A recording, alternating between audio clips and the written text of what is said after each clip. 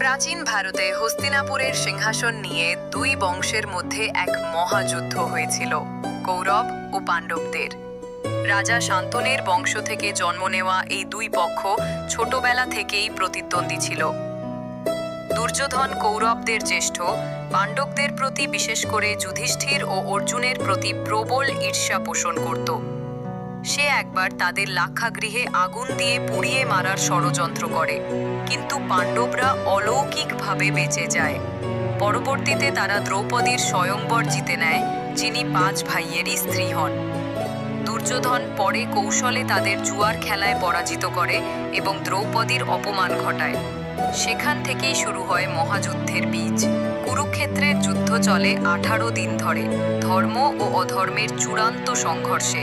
ভগবান কৃষ্ণ তখন অর্জুনকে ভগবদ্গীতার উপদেশ দেন, নিজ কর্তব্যই সর্বোচ্চ ধর্ম।